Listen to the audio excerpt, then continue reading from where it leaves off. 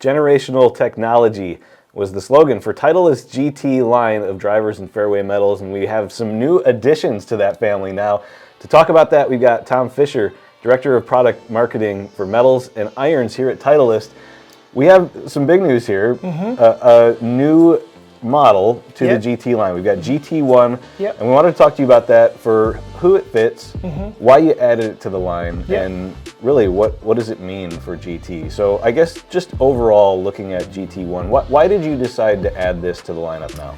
Well, a GT1 is about giving golfers and fitters and your fitters out there, you know, another product, another tool in the tool chest. GT1 has our deepest CG, which ultimately will create a higher launch for that golfer who needs that. So compare that to 2, 3, and 4, it will launch the highest with a little bit more spin than the others, which is going to give some golfer out there more distance through that performance. Yeah, I think that's interesting too, because when we look at fitting, and for the consumer, I think there's this misnomer that higher launch equals shorter. But we have to optimize your launch angle, your carry, your distance, all of that stuff. And so with GT1, what were you looking to do in terms of the fitting process? Is it more to give everybody a look at GT and everybody an opportunity to play a GT driver? Correct, yeah. Titleist products, we have a Titleist product for every level of golfer out there, not only through our metals, but also through our irons as well. And yeah, GT1 historically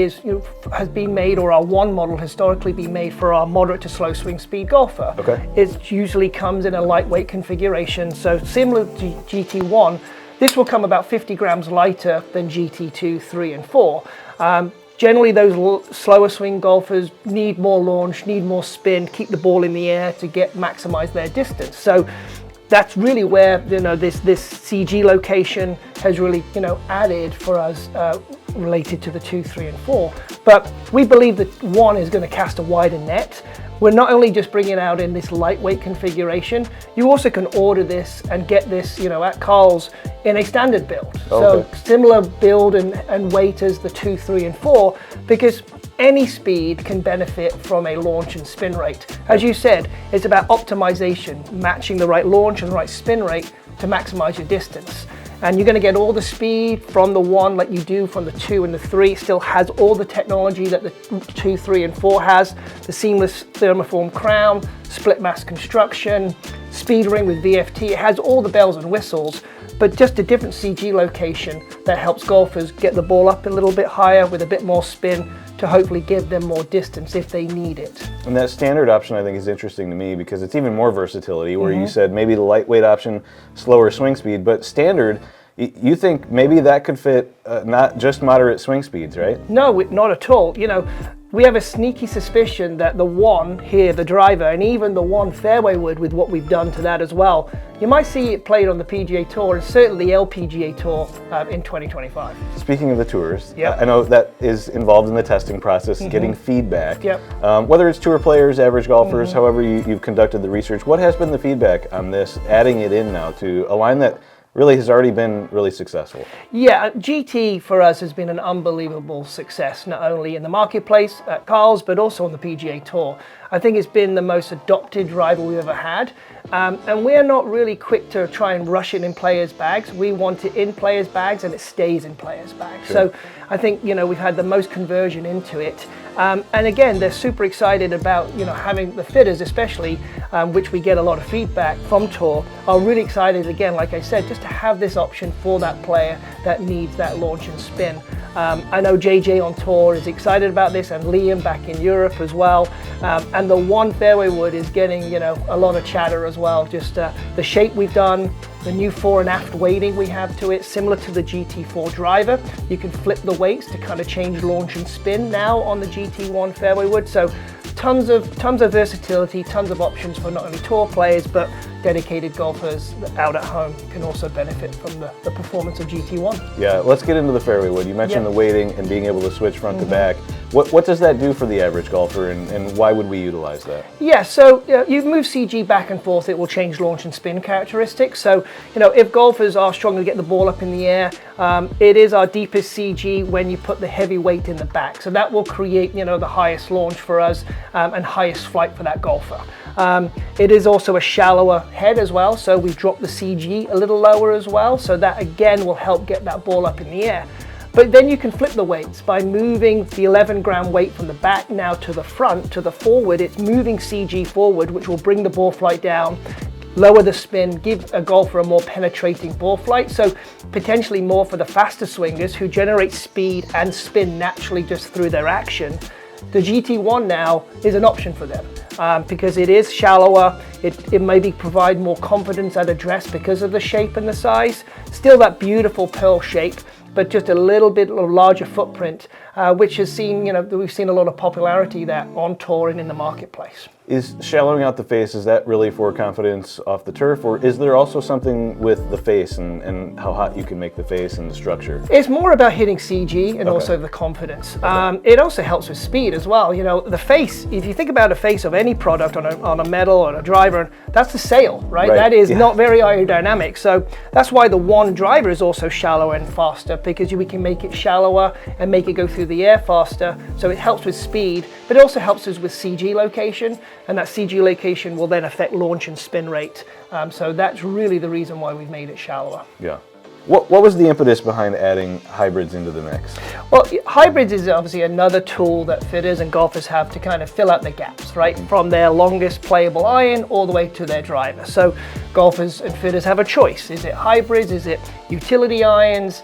Or is it high lofted fairway woods? So we want hybrids in the bag. We believe in hybrids. It's a major category for us. As you can see how much tech and improvement we've made from prior gen to now. Yeah. So again, it's just another option for fitters and golfers to really fill out their gapping and really hit the distances they're requiring.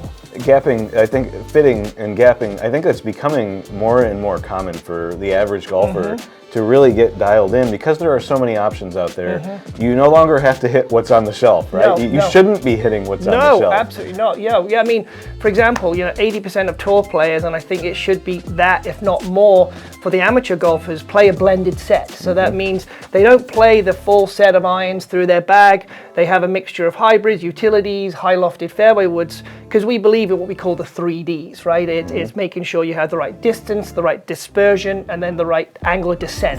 And we have a really cool fitting philosophy that your fitters at Carl's Golfland have been trained on and well educated already, that'll be able to deliver, gapping fitting at your locations through all the products that we have here at Titleist. And now we can add hybrids into the equation. Yeah. You mentioned the technology. Let's get into the technology of these, because I think it's interesting. We were talking a little bit beforehand about some of this with weighting and center of gravity and what you can do, the adjustability now of these. Yeah.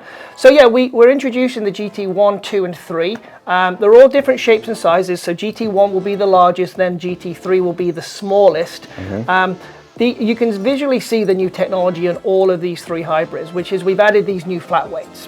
What has that given us, and what will that give the golfer? Well, that will give the golfer increased stability, forgiveness right off the bat.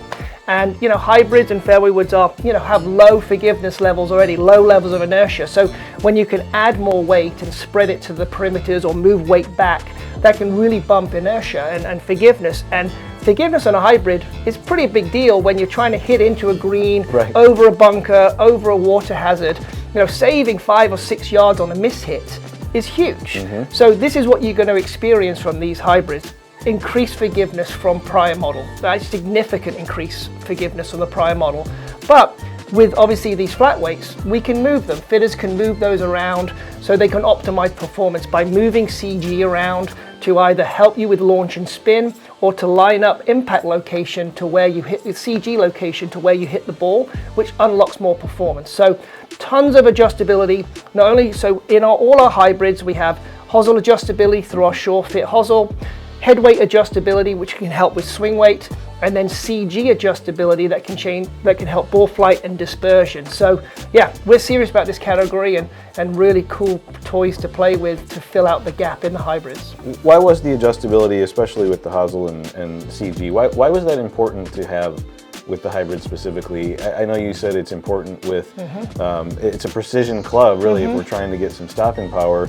But I think it's interesting because for the consumer, now it's not just a hybrid, it can be something else too. I mean, it can give them a ton of different options, whether it's hitting from the fairway to the rough, or if they're hitting it off the tee, right? Well, the hosel adjustment is huge for us because it allows us to change lie independently to face angle and loft. So Sure. again, similar to an iron, right? You change lie, you change loft and iron, and these are kind of iron replacements. So having the hosel adjustability on all three hybrids gives you that same type of playability as the irons. Plus, you can change loft. So when we're talking about gapping, right? We obviously, if you're holding the GT2 there at 21 degrees, you know, we could add that to 22, we could take that down to 20, because a fitter could see that, oh, I might need another yard or a couple more yards, so let's strengthen, let's give you that 20 degree. Or, you know what, you're not hitting it high enough, so let's get that peak height up so I can turn the 21 to 22 so I can really get that gap. So that's why we do it. We do it for performance, we do it for adjustability, versatility, to give the golfer out there, you know, the club that they need and the distance that they're trying to get from it. The lie angle, I think, is interesting for a hybrid because I think a lot of times with hybrid, without the adjustability, it's not a very versatile club, at least in my experience. No. And for me, I'm a shorter person, so I actually play flatter clubs because if the toe's up, my miss is left. Exactly. And is that part of it too? Exactly, That maybe there's a little bit more workability now with these 100%, yeah. You know, there's hybrids out in the marketplace that are bonded and they don't offer any adjustability. We don't believe in that. We want to give the golfer every possible chance to play their best golf. So, you know, being able to adjust lie, loft, face angle on all of our medals, which we can do, is going to be a great benefit to the fitter, but ultimately the golfer to really, you know, improve their performance. And they're not going to have to kind of sacrifice anything or just go, oh, it is what it is. I'll work around it. Yeah. That's not the case with us. So we've got three models in the hybrid. We have the GT1, the GT2, and the GT3. Yep. What are the differences when a consumer goes to look at these, and what should they be looking for? Yeah, so as I said earlier, GT1 is our largest head. It has, again, similar to the driver in the fairway, it has our deepest CG, so that will create the highest launch and with the highest spin rate out of the three models for that golfer that needs that help getting the ball up in the air. But just like the fairway would, we have that fore and aft weighting. So if a golfer, you know, likes the shape of this, getting the performance they like from it, from the sound, the feel, and the speed, but they need to maybe lower that launch and maybe lower that spin rate down a little bit, flipping those weights is an option for them in the one. How versatile the one is now for any golfer, not just, you know, pigeonholing it into that slower swing speed who needs to get the ball up in the air. Sure. Then you look at the two. The two with those new flat weights is our most forgiving hybrid that we've ever made by spreading that out. It is a high launching, kind of more of a lower spinning hybrid, so it's going to really help get the ball up in the air through launch and be able to hit, you know, maybe distances and the number that you're looking for through a slightly lower spin rate. But most forgiving hybrid on the market for us, the GT1 is a close second. And then the GT3, it's kind of an iron replacement. It's the smallest one we offer. In fact, it's actually about 5 to 6% smaller than TSR3 was, but it's about 15 to 20% more forgiving through that split mass there, where we put the weight on the toe and the heel. So again, that is geared to more of a golfer who is placing an iron, who maybe hits down on the golf ball. That one would probably be more conducive for that type of golfer. But, you know, again, don't pigeonhole these. You know, what number you're trying to hit, what shape do you like? Is it hitting the peak height? Is it really doing all the 3Ds that we've talked about before?